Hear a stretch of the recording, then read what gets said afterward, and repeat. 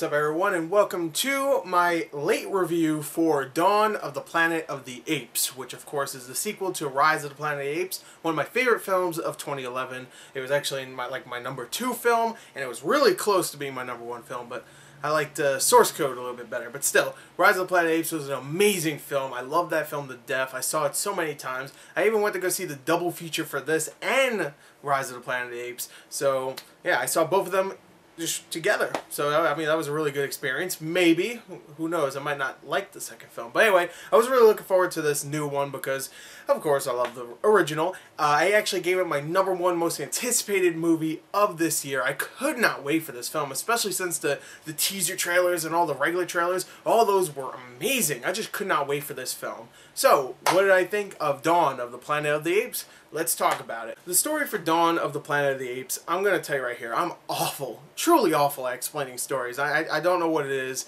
Maybe it's because I trail off, maybe I explain a little bit too much, but I'm terrible at it and I really don't enjoy it. So I'm going to do a very brief synopsis here, okay? The story here takes place 10 years after the end of Rise, where at the end of Rise, they showed that a virus was going to be leaked out, and of course 10 years later, this virus does get leaked out, and most of humanity is gone, besides the few people that were immune to the virus.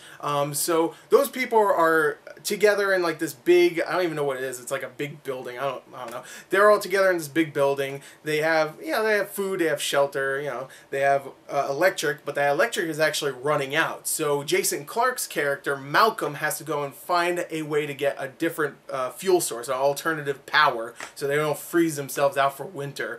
And of course they have light. So they have to go into the forest and find this dam because they have no idea where it is. They have to cross the forest. And of course, along the way, they find Caesar and all the other apes from the original film.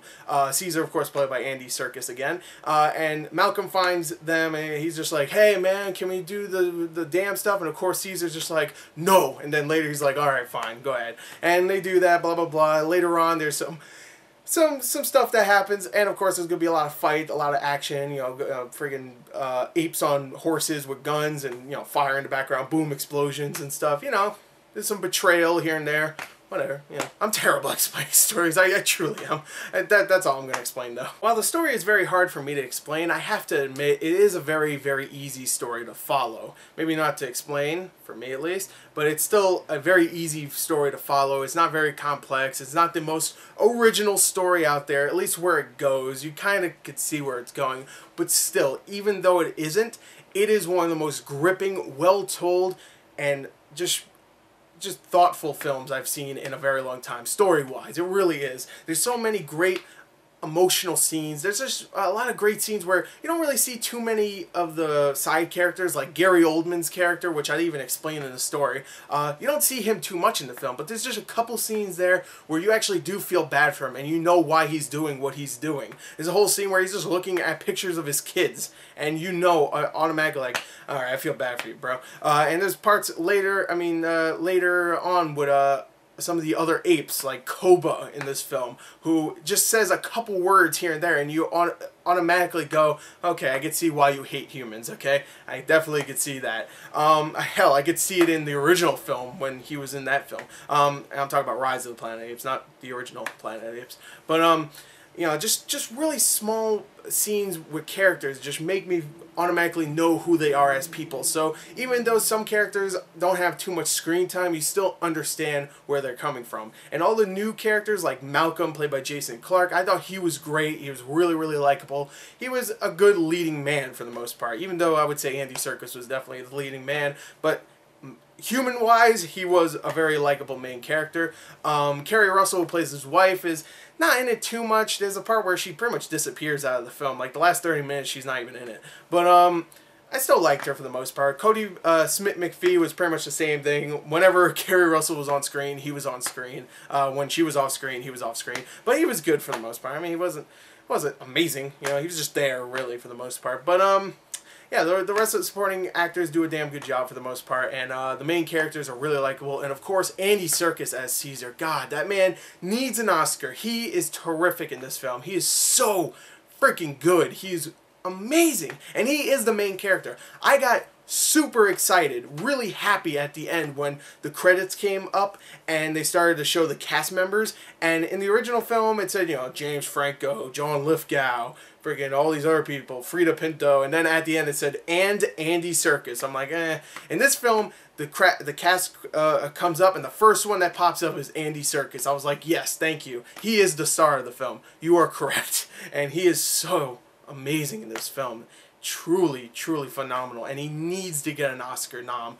Just at least a nomination. Come on, man. Also, another mocap actor that did an amazing job here was Toby Kebbell, who plays Koba.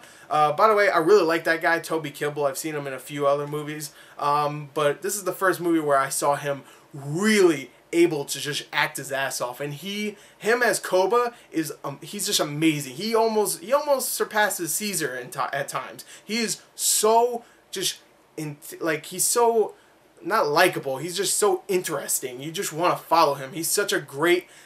I don't want to say, you know, everybody's been saying it. He's such a great villain. He really is. One of the best villains of this year. Probably the best villain of this year. And one of the best villains I've seen in quite a long time. He's so good in this film. But so anyway, the acting is great all around. The writing is great. The story is really gripping, very intense. The movie is very well paced and never slows down. The action in this film, when it gets to the action, oh man, the action is so well done, so well filmed. You could tell exactly what's going on, and it is great. And yes, there are some moments where the apes are on horses, and it does look really just badass. It really does.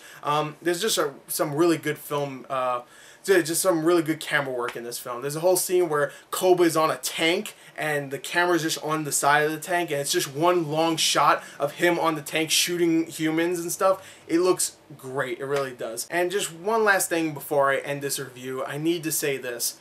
Weta has done a terrific job. If you do not know who Weta is, it's the guys that did the special effects for this film. The special effects in this film, I know I've said this quite a few times this year, but I really do mean it this time. The special effects in this film are astonishing. They are so realistic. Just the way the apes look, the fur on them, the way their mouth moves and stuff, just the emotions, how they emote, it's just incredible. It is astonishing. It truly is. Some of the best special effects out there, and it's not just boom, boom, boom, big Michael Bay explosions. No, it's just the apes walking around, just, you know, moving the way they do. Like, the mocap actors do an amazing job for us to, you know, believe that these are actually apes walking around. And of course, the special effects do an amazing job of making it look like they're actually apes. Just the texturing, the fur, like I said, whenever the apes get wet, the fur looks wet. Whenever, you know, it starts to dry off. Whenever they roll around in dirt, their hair looks dirty. It's just incredible work, and I have to salute those guys out there. You did an amazing job here. And of course, all the mocap actors, including Andy Serkis and Toby Kebbell. Just amazing job. It's such an amazing film. I really have no complaints. The only complaint I really have is that it ended, and also I have to wait 2 more years for a sequel. That's it.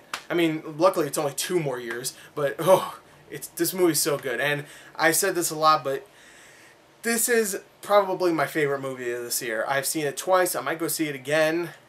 I love it. I can't wait until it comes out on Blu-ray. It did not let me down at all. I truly love this film. I can't say anything bad about it.